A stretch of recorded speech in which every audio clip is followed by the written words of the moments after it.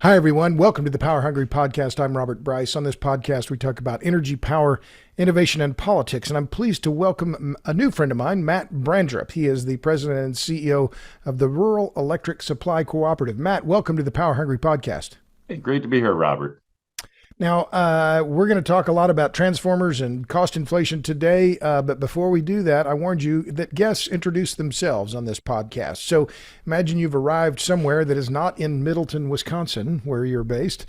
You don't know anyone, and you're told that you have less than a minute to introduce yourself. Please introduce yourself.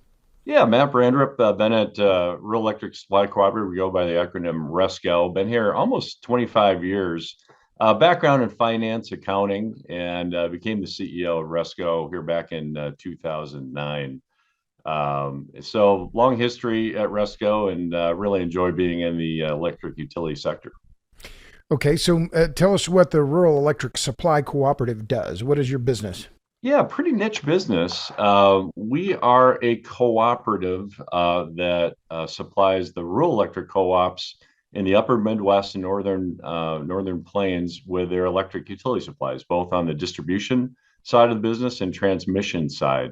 Been around for a long time, actually established in 1936 to first take care of the Wisconsin electric co-ops, and over the decades expanded from Wisconsin and really looked at taking care of the co-ops and municipalities as well, ranging from the states of Michigan all the way out to Montana.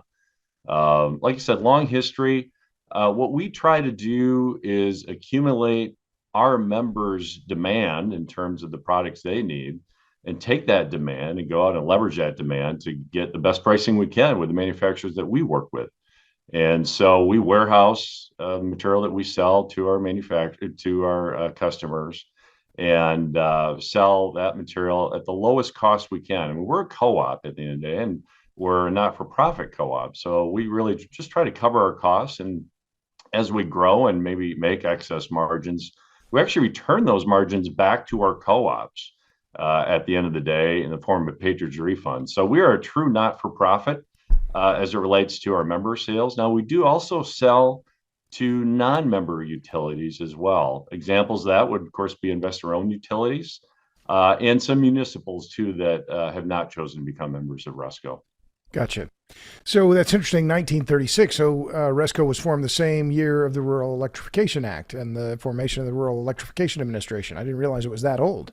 Yeah, absolutely. I will say this: the co-ops have just done a fantastic job of vertically integrating over the years, and we're an example of that.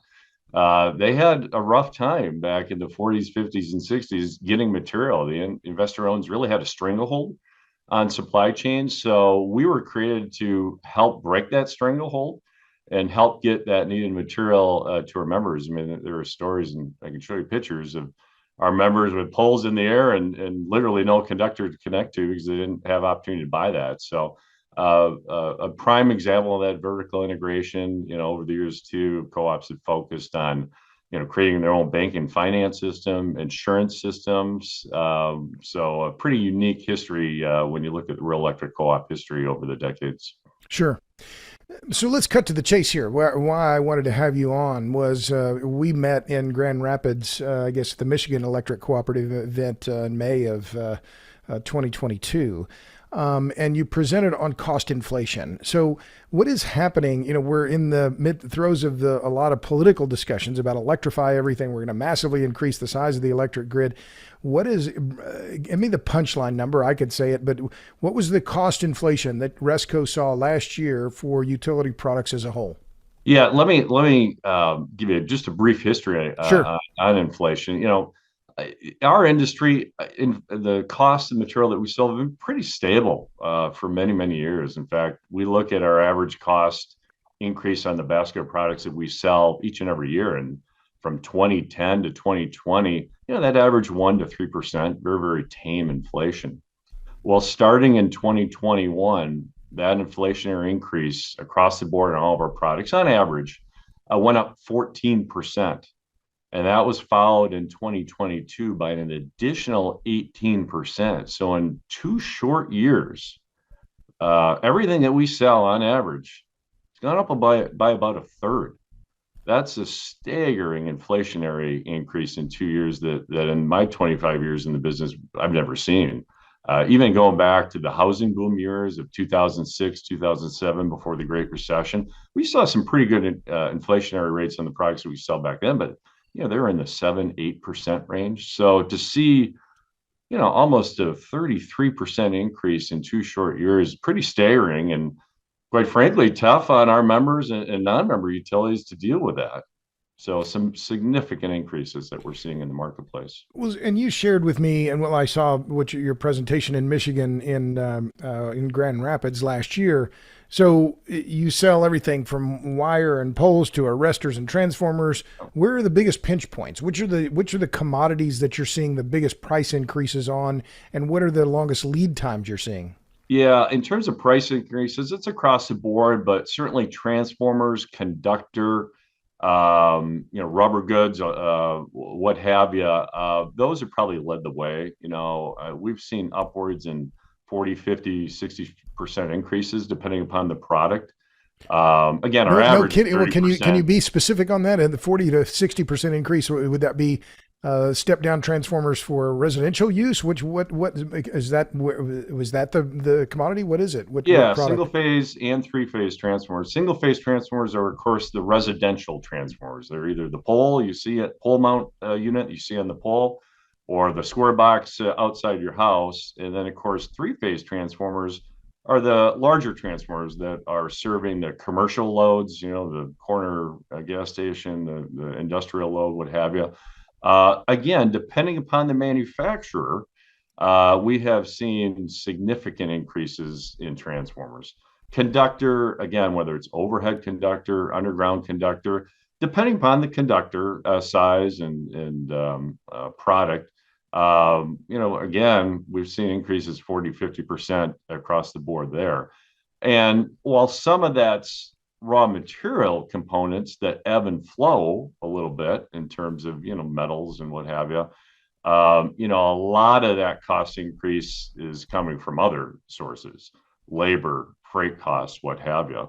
As it relates to lead times, there's a big supply demand imbalance right now in a number of products, transformers primarily.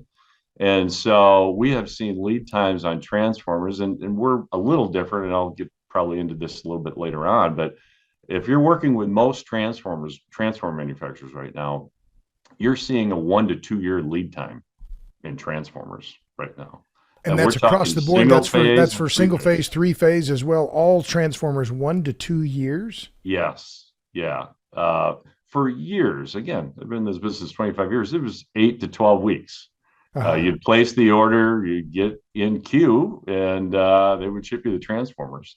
Now, I will say this, the transformer manufacturer that we partner with is ERMCO Transformer. And again, they're a little bit of a niche transformer manufacturer. They're a co-op manufacturer owned by the Arkansas Statewide Association of Electric Co-ops. So they've taken a different approach, and they've given us a set allocation to work with, where we literally get transformer production each week from them, and we decide where to send those transformers. So we're a little different in that we're almost doing production planning with transformers. We're getting an allotment, and ERMCO's coming to us and say, okay, where do you want to send them? So, for years, we would simply send them orders, again, get those orders in queue, and they would ship out 8 to 10 weeks later. So they're taking a little different approach, but some of the other manufacturers are still continuing with the approach of, hey, get in line. And right now that line is 1 to 2 years in order from time of order placement to production and order shipment. And, if you look at the outlook, transformers have been growing significantly over the last few years. And it's not, these lead times going out is not for lack of manufacturers investing. It's quite frankly the demand that we're seeing occurring out there. And there's a Where is lot that? of drivers to that demand. Well, what are those drivers then? And is this electric vehicle deployment? What is it? It's all the above. I think first and foremost, it starts with a lot of the renewables that are going on right now. All those renewable projects that are going on take the same type of material that we're selling that we, have traditionally sold for decades to utilities for, residential commercial development. But now these large projects, whether it's transformers, and typically they're larger transformers, three-phase transformers, conductor, they're taking that material and putting, increased demand on the manufacturers. Getting ready for the EV rollout is another example of where utilities need to get ready for this. And so what do I mean by getting ready? Well, in the front of your yard, front of my home, there's a transformer, and maybe that transformer was put in 20 years ago. Right. And that's not sized correctly with, not only the EV load that's going to be coming to each and every garage, but just the general growth in electricity use. And so these utilities, instead of having a 10 or 15 kVA transformer in your front yard, maybe they're upgrading a 25 or 50 kVA transformer. And so that has started, and that's by no means over. In fact, we're just in the infancy stages in terms of utilities having to upgrade their transformers, upgrade the secondary conductor serving that transformer. And so we're going to see that demand pressure to increase transformer size for many, many years. So this may be this may be just the beginning then of this crunch that you're talking about. Absolutely. When we talk with our close partners in the transformer arena, they're telling us this is not a short-term issue. The other thing that's coming down the pipe, or potentially coming down the pipe, is a new DOE standard that they just rolled out. The Department of Energy rolled out late last year. It's not finalized, but the initial rules that have come out saying, listen, you need to go to X% efficiency standard above and beyond what they rolled out in 2016, which was a major event in terms of increasing the efficiency standards. And if they do that, they're saying in 2027, you need to go to this new efficiency standard. That's going to upset the apple cart even more. In order to meet those efficiencies, the transfer manufacturers are going to likely have to incorporate amorphous electrical steel, which is above and beyond the electrical steel capabilities that most of the transformer manufacturers use right now. Most of our manufacturers use grain-oriented steel to manufacture transformers. Well, if you're going to get the increased efficiency that DOE is suggesting that they're going to be rolling out in 3 years, you're not only going to have to use grain-oriented steel, you're going to have to use a lot of amorphous core steel. And quite frankly, everything that we hear from the transformer manufacturers is there's not enough capacity right now to meet that demand in 3 short years. So you got a lot of demand drivers that are only going to intensify in the coming years. And again, the transformer manufacturers are suggesting that this is not a problem going away anytime soon. Well, so I want to back up for just one thing, and then I want to talk about steel. So I've heard, and I don't know much about the transformer business, but Howard Industries is one of a big transformer producer. And you said ERMCO, ERMCO. They're based in Arkansas. Yeah, yep. They're based in Dyersburg, actually based in Dyersburg, Tennessee, but the manufacturing is in Tennessee. But the Arkansas Statewide Association of Electric Co-ops own them, and ERMCO has traditionally served the co-op market. There are 8 other distributors like Resco around the country that are co-op owned. And so ERMCO has traditionally partnered with those 9 distributors for many, many years. But we also use Howard. Howard is another manufacturer partner of ours that we certainly use. But again, whether it's them, Cooper, another example, Cooper Eaton, another large transformer manufacturer, all the manufacturers are full of the brim in terms of production capacity right now. And whether it's ERMCO, Cooper, Howard, any of them, all facing the same issues. Well, so, and you made me aware of this issue of grain-oriented steel. So let me tell you everything that I know, and it'll only take about 10 seconds. This is a very special steel that is made. There's one manufacturer, I believe, and we talked about this before. That's Cleveland Cliffs. And the grain-oriented steel has a high a large percentage of silicon, as if I recall, and that high about 3%, and that high silicon content gives it a special electrical property. I don't know. I can't explain what that is, but this is needed not just for transformers, but also for electrical vehicles. Or electric vehicles? Have I got this right? Yeah, really close. So there's two Really types. close. Yeah, Almost right. That's well, fine. almost. That's fine. Correct me, Matt. Yeah, so the grain-oriented steel goes into transformers. A very, very similar product, non-oriented electrical steel, goes into into electrical vehicles. And both are very, very similar product that are manufactured by Cleveland-Cliffs. And so, in terms of raw material, in terms of production, Cleveland-Cliffs produces both, but uses the same raw material to make both.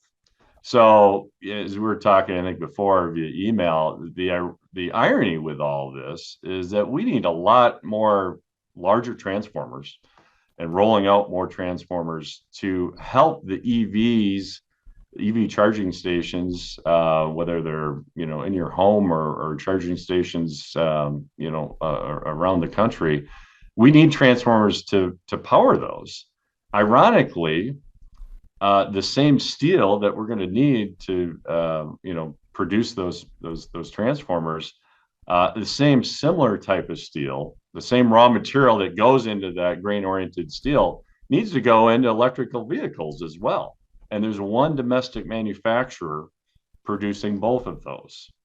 So I think So there's a bottleneck. There's a bottleneck here then. there is. And again, it's only one domestic manufacturer. Now there are, and again, I'm not a steel expert by any means, but my understanding is, there certainly are electrical steel producers around the world, but having only one in the United States, that is a potential bottleneck. And then getting back to kind of wrap around back to the DOE standards, if those DOE standards go through, the transfer manufacturers are going to have to look at a different type of steel, which is amorphous steel, more expensive, more brittle type of steel that, if the transfer manufacturers have to use more of that, maybe they go away from some of that grain oriented electrical steel needs. So the reason I bring that up is when you have policymakers saying, hey, in 3 years, you may have to use less of grain oriented steel. What incentive does that give a Cleveland Cliffs or anyone that Right. wants to invest in electrical steel from producing more, at a time we need more? I think that is the So it's big. regulatory uncertainty combined with market demand Yeah, meeting for a very similar type of product with a whole lot of regulatory risk. Am I reading this back correctly? absolutely. It's a matrix of issues, and none of them are easily solved. And so that's why, we've in talking with our members, we're really trying to set the table and say this is a big issue. This is an issue that needs multiple solutions, both at the manufacturing level, at the policy level, and certainly at our member level to make sure that they're managing, their ability to build out their systems too. So it's a very, very complex issue and an issue I know that is at the top of the worry list for our transformer manufacturers. So They're can you trying to balance explain a the lot of issues. chemistry of the amorphous electrical steel? Do you know how that's made or how it's different from grain oriented steel? I don't. What it will mean for transformers, though, quite frankly, are larger transformers. You need more of that steel. Transformers are going to be bigger. They're going to be more costly because you're putting more amorphous steel into those transformers. So I'm Uh, sorry to interrupt, but you're saying so the can that we're familiar with that for a residential transformer, right? That step down transformer from 14.4, if I'm right, 14,400 volts to 210, 220. That can, which is the size of I would say a 40 gallon gas or 40 gallon trash can, is going to be bigger. Gonna have to get bigger. Yep. Have to About put how more. much? Do you know the volume? Would I don't. I'm certainly not a transformer manufacturer expert, but they are going to get bigger. They're going to get heavier and more costly, and so a that's bigger going to be footprint. more difficult for linemen or producers to mount, and there's going to be more stuff, more commodity steel, more material in there, which means necessarily more expense because you've got more material in there of whatever kind. But then you've also got this specialty steel that, and the amorphous electrical steel has a different property from the grain oriented steel that makes it that allows for higher efficiency. Correct. Correct. And if you look at the efficiency standards, my understanding is the efficiency standard's not going up by that much. But Yeah, you're at a that's what point of I've heard. It's a diminishing returns. few tenths of a percent is what I've heard. It's not Exactly. a very big increase. Exactly. So transformer manufacturers, the utilities are certainly trying to do all the job they can to, inform policymakers that, hey, we're all for better efficiency. We want better efficiency, no doubt about that. But, to potentially mandate this at this time when we're dealing with all of the supply chain issues, we're dealing with the tremendous demand that's out there. I mean, I think all of the dollars that are flowing into renewables, flowing into EV, that's only probably going to exacerbate the demand side issue. Maybe now is not the time to do that, and to take a step back and at least let the manufacturers, let the utility industry catch up with the demand, before new and arguably onerous requirements are going to be put on utilities, put on the manufacturers for a relatively small efficiency gain and substantial increase in terms of costs. Right. And I just laid out what the costs have done the last 2 years. Can utilities continue to absorb much higher increases on transformers and potentially other products related to due to these increased efficiency standards that they want to roll out in 3 short years. And from a manufacturer perspective, 3 years goes by like that in terms of ramping up production, ramping up your capability to Right. produce. So it's a big issue. Well, and as you're saying, you're talking about the cost issue. I've been looking at, I take a deep dives into numbers and the electric power monthly, and we're seeing big increases in electricity costs already across the U.S. In fact, I'm writing a piece now about California. Their residential rates last year alone went up 14%. I mean, these are big increases. So the inflation, if I'm reading this correctly, the inflation that you're talking about in the electric products sector will only then further drive higher prices for electricity for consumers of all kinds, residential, commercial, industrial, et cetera. Am I reading that right? Oh, absolutely. Absolutely. I mean, these costs need to be borne by the utility. I mean, again, we're a co-op, so our incremental margin that we put on is relatively minor. But again, we have to pass on all these cost increases. A lot of what we sell is, certainly cost plus. So those increased costs are flowing directly to the utility, and they need to recoup those costs.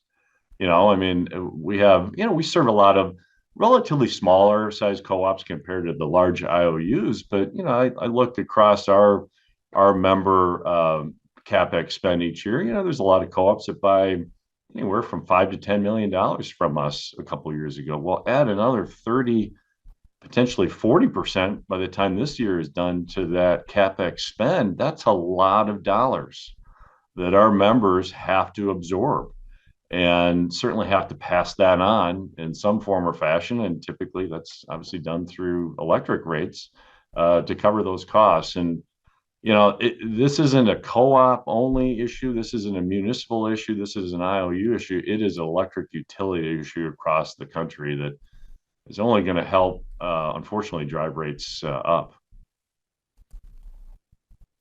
Um, and so let me back up on Resco a little bit. What are your revenues then? I know you publish these. You're a co-op owner. Yep. You're very public about your numbers. What is your revenue on an annualized basis? Yeah, so we hit 300 million in 2022 with some of the growth that we're seeing, and it's certainly part inflationary growth, but part real growth as well. We're looking to hit potentially 380, 400 million this year. I mentioned ERMCO earlier. ERMCO, again, being co-op owned, did a bit of a strategy change here this year where they have focused a lot more of their production to the electric co-op market. They certainly still continue to support the investor-owned utility and municipal market as well as they can too. But they have really looked to Resco and the 8 other co-op distributors to serve the co-op market. And our ask was, hey, can you give us more? Our members need more transformers. And so that has resulted in getting more of the transformer allotment from ERMCO that we are selling to our members. So we've seen some significant growth, which is good news for Resco, good news for our members, and that we're able to give them more and more of the product that they need, especially on the transformer front. So your jump in revenue, that's partly due to the inflation we've been talking about, but you're having more throughput. You're handling more stuff. Absolutely. Yeah, Gotcha. absolutely. So in your presentation, you were kind enough to share. I mean, I saw one of your slide decks last year, but you sent me a more recent one. You talked about the issue of labor, and this is something that I hear about. Well, actually, before I get to there, you also mentioned the transformer issue that some home builders now are having to slow down their output because they don't have transformers to finish they don't you can build the house, but if you don't have a transformer to connect it, then what good is the house, right? But so this is actually affecting the home builders as well downstream. Yeah, I've seen, and again, I've seen it more on the IOU side of the business. There are literally homes I've seen in Michigan, I've seen it out west where they're finished or about finished. They're waiting on a transformer. They literally can't move in. They can't electrify the house. And so, we've talked with our members a lot of, there really needs to be communication, much more so than maybe a few years ago between the utility and the contractor, the developer. And so we've seen a lot of our members take a really proactive approach and reach out to contractors to really re-educate them to say, hey, for years, lead times are 10 weeks and you'd come to us, 10 weeks before you need a transformer and we'd ship it to you 10 weeks later. Well, some of these contractors that are maybe building a 100 unit subdivision, hey, contractor, you need to wait a year for transformers potentially. And so there's been a lot of communication, Mm, an increase in communication between our members and the developers to let them know. But some of these large IOUs, it's been a challenge getting those needed transformers to those contractors in time to electrify a house. And sure. again, I think that's only the risk only is going to get greater and that happens more.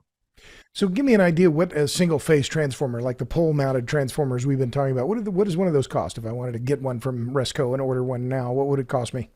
Yeah, if you look at a pole mount unit, that may be a 15 kVA unit, anywhere from 1,500 to $2,000. Pad mounted units are going to be a little bit more, and they go up quickly in terms of price. The larger kVA you go, the quicker it goes up in price. If you look at a three-phase transformer, that might be serving the local gas station or commercial development. You're talking anywhere from $15,000 up in terms of cost. So we're talking significant dollars in terms of transformer costs for the utilities. Sure. So you deal with a lot of rural entities, rural businesses or co-ops. One of the points you made in your slide deck, and one we've talked about before, is the labor issue, and that many of these producers, you said ERMCO was in Dyersburg, Tennessee. I've never heard of that town. I don't think it's a very big one. Dyersville, sorry, Dyersville, thank you. Yeah, yeah. But that there's a lack of labor in many of these regions where the transformer producers are operating. And so that's one of the other constraints, which rhymes with what I hear in talking with, I travel a fair amount and talking to business owners. What's your biggest problem? Can't get enough people. We don't have enough labor to do all the projects that we have. So that's the other driver here. One of the other drivers in terms of the cost is the availability of labor. Yeah, and not only transfers, really everything we sell, but certainly in the transformers, that's hitting the hardest. I mean, a lot of these manufacturers, they want to hire and bring people in so they can produce more. They literally can't. Armco is a good example, being in a rural area. Howard is in a rural area in Mississippi. And they are usually the largest employer in those areas, and not just on the transformer front. Hubble is, a lot of their manufacturing is based in Missouri, South Carolina. A lot of these manufacturers have literally tapped out the labor market, and in order to try to get more labor, they've had to increase salaries substantially, pay substantially. But again, once you tap out a labor market, it's pretty hard to have labor magically appear, no matter what you're paying them. So, like many industries that certainly are being impacted on this, impacted with labor costs, utility manufacturers have certainly been greatly impacted, and that has driven a lot of the inflation on the products that we sell. I mean, if you're going to have to ramp up labor, significantly attract those people, that is flowing right down to the bottom line in terms of cost bottom line that they have to recoup and cover in the products that they sell. It's interesting, just an observation that for, rural America is losing population to urban areas, right? And has been for a Mm-hmm. long time. This is a long-term mega trend. But that these increasingly urbanized America is depending more and more on rural labor, as at the same time rural labor is becoming harder to come by. So how does that change? I don't know how it does change, but it's not just that urban rural divide. It's blue collar workers, and that was one of the other things that I've heard over and over is a lot of kids don't want to go into blue collar work. They want to be on a keyboard or something else. They don't want to work in a factory, and that is one of the other drivers here, perhaps. I mean, have you heard anything about that, or does any observations that you might add there? Yeah, I think you're spot on, and that's what we hear from all of our manufacturers is, how do you change the paradigm, and especially in the rural areas where many of the manufacturers are based. How do you change that? You don't change that overnight.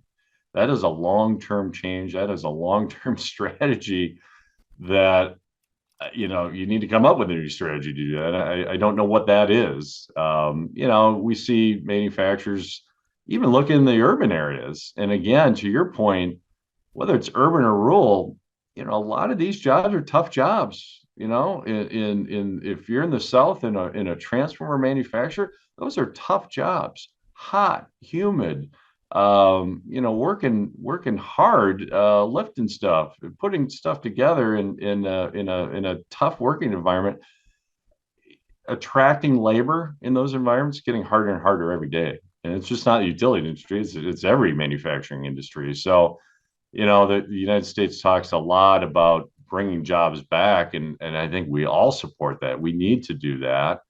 Fortunately, the utility industry, a lot of what we sell is made here already, and that's something that what I always like to point out. One of the few industries in America that is truly American-made product. But in order to bring those jobs back, you need labor to fill those jobs, and there's no magic bullet, and I think it's only going to get harder and harder to do. Well, you mentioned that about the most of these components are made in the U.S., but there are some of the the large transformers for high voltage transmission. A lot of those are, as I understand it, made in Germany, and these are bespoke, or South Korea. That these are bespoke projects or products that they'll have lead times of 1, 2, 3, 4 years. Right? That these are maybe even are those even harder to come by than some of these pole mounted and three phase transformers that we've been discussing here. Yeah, there are a number of power transfer manufacturers in the United States. So there are some, three or four major manufacturers here in the United States. Same issue though in terms of lead time. Mm. Talking 1 to 3 years. We represent Virginia Transformer. We have a manufacturer's rep division, and the demand there is staggering right now. I mean, I can't tell you how many power transformers we have. We don't sell them. We represent them through our manufacturer's rep unit. But the demand there is incredibly strong. There is a definite need for more and more substations as we try to expand the transmission grid out. And so the demand there is going to stay strong. So same issue in terms of lead times, in terms of cost too. Again, the same cost pressures on the power transformers as compared to the single phase and three phase transformers.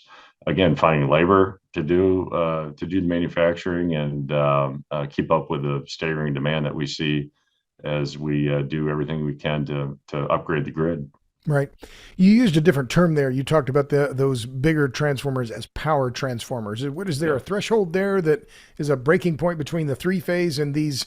I don't know the terms of art here. How do those break down? Is it in terms of voltage throughput? How do you break that Yeah, down in terms of typically technical? 5 MVA or 5,000 kVA is Uh-huh. typically a power transformer. So Uh-huh. you'll have three phase transformers up to about 3,000 or so, and then 3,000, 5,000. Typically that'll move to a substation class power transformer. Uh-huh. So, and this is one of the risks that I've read about, or I've written about as well, that these substation transformers, because they are custom made, generally speaking, as I Mm-hmm. understand it, there was the famous attack on the Metcalf substation that I wrote about in my last book, which the FBI investigated. There were no suspects ever identified. No one was ever arrested, but this substation was shot up with AK-47s. Apparently, no one ever was arrested again. But that this is a strategic vulnerability, right? In terms of, and we've even had the local transformers, other substations. There was one that was shot up in North Carolina, rural North Yep. Carolina. That I'm getting to the question here, which is this ongoing shortage of available transformers? At what point does this become a critical energy security issue? Oh, absolutely. I mean, when you're looking at 1 to 3 year lead times, if you take out a transformer, it's not repairable.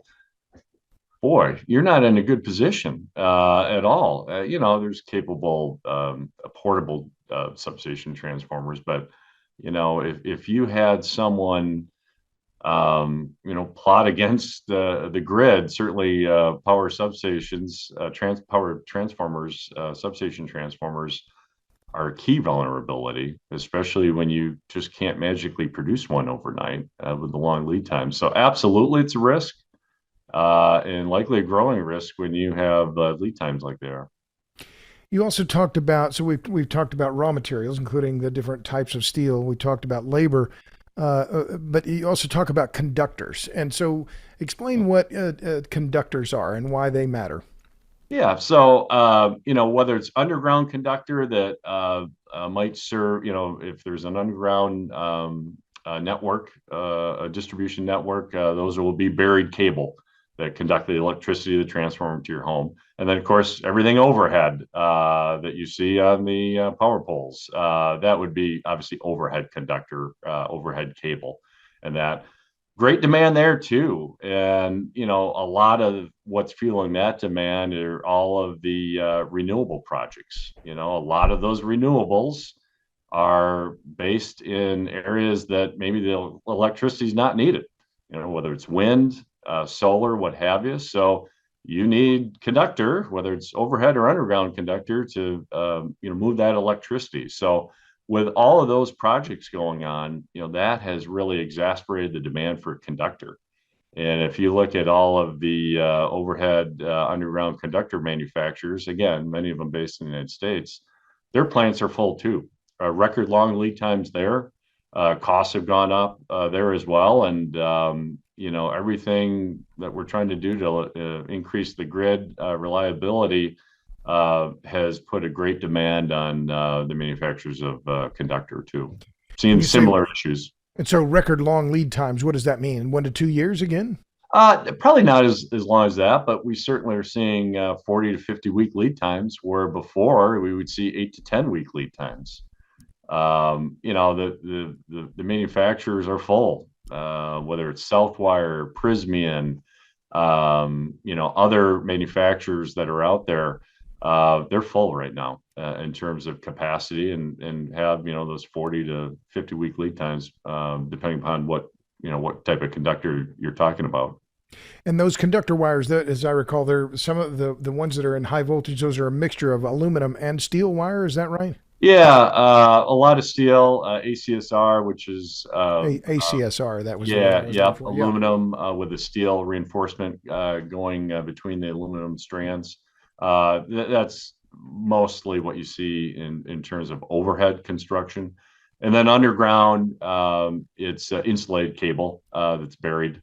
And both of those a lot of those conductors have long lead times. And again, cost increases have impacted those manufacturers as well. And how copper intensive are those? The insulated wire, is that The underground is typically where you'll have a lot more copper uh-huh. as well. So a lot of copper demand too, being driven by utility, and of course other EV electric vehicles require a lot of copper too. So I'm starting to hear. I've read a number of articles recently that they're predicting an oncoming copper shortage in the next 5 years, with all the demand out there from many different industries, utility being one of them, certainly, and EV being the other major driver.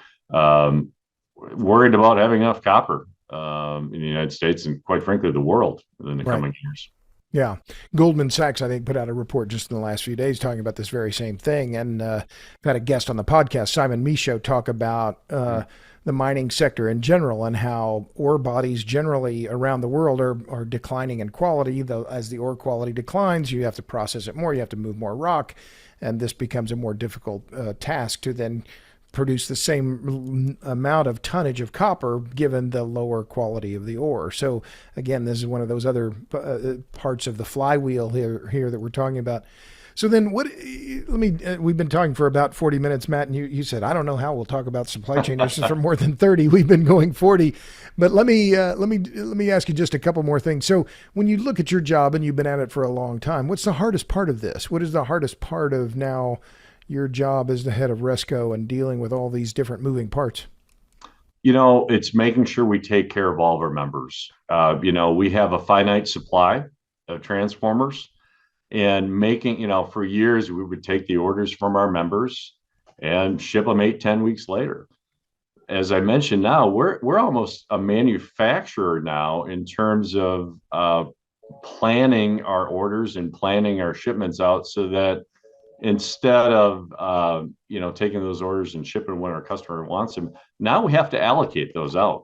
And our primary focus is to make sure we take care of all of our members as best we can and as fairly as we can, knowing we have a limited supply. So that's probably what keeps me up at night and keeps my staff up at night, is making sure that we keep all of our members going. Maybe our members want 100 transformers in May because in the upper Midwest there's construction season, and you're not doing a lot of construction in December, January, February, where everything's froze up. And so Right. a lot of our members have typically wanted all their transformers shipped in May or maybe April and go with those.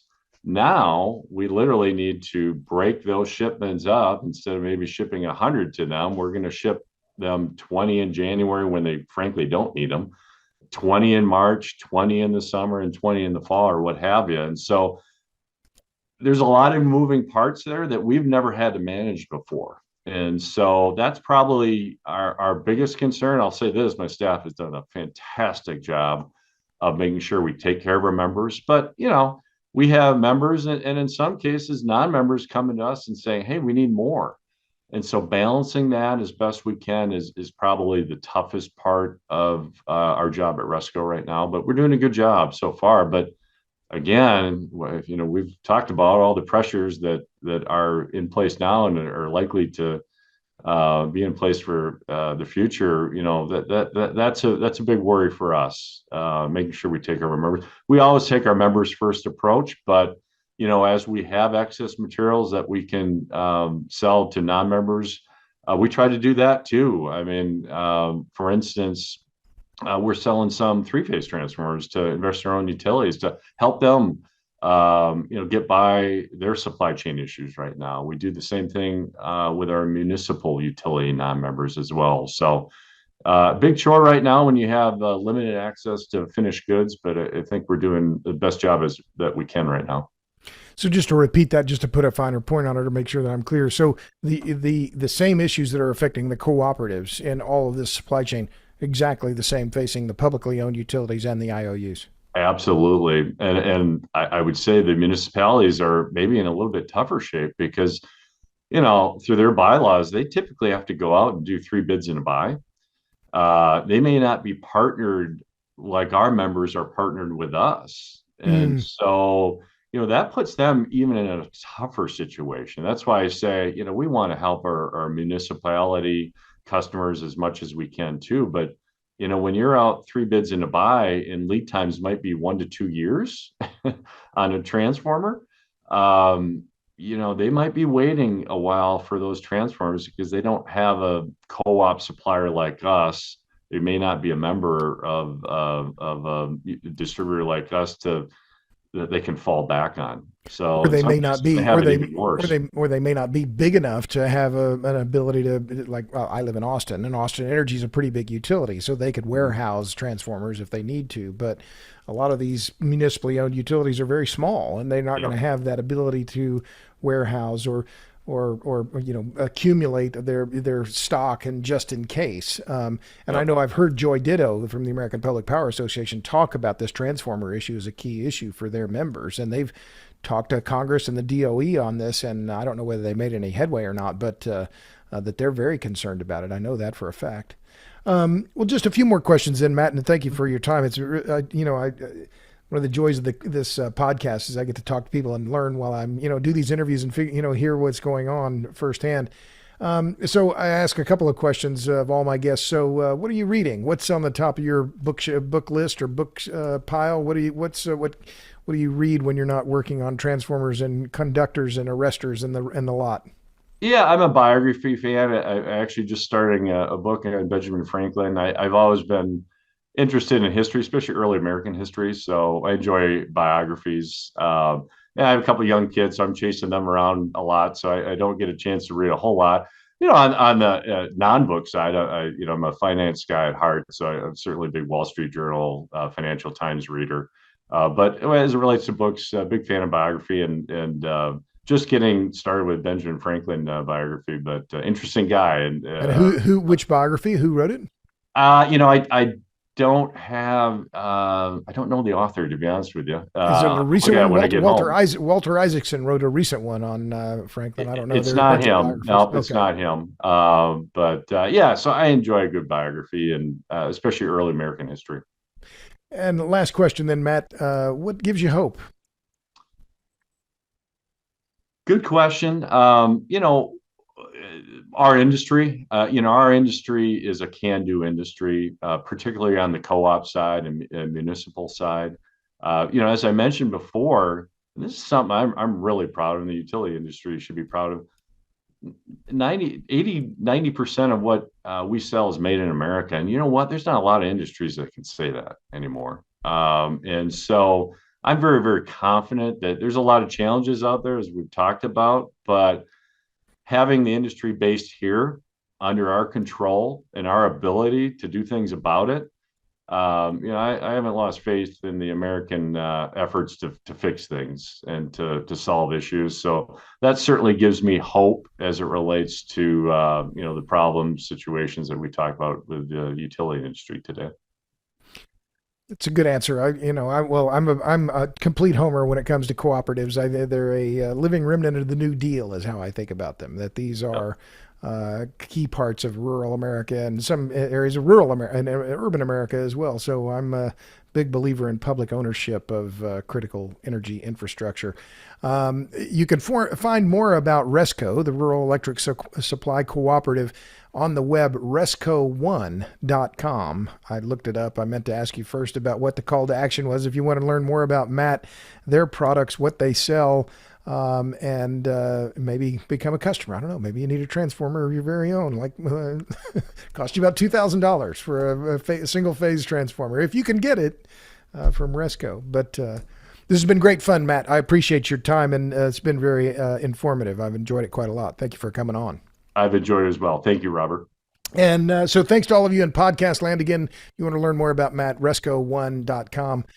Thanks for tuning into this episode of the Power Hungry Podcast. Tune in for the next episode coming up. It'll probably be as good as this one. We hope so. So until then, see ya.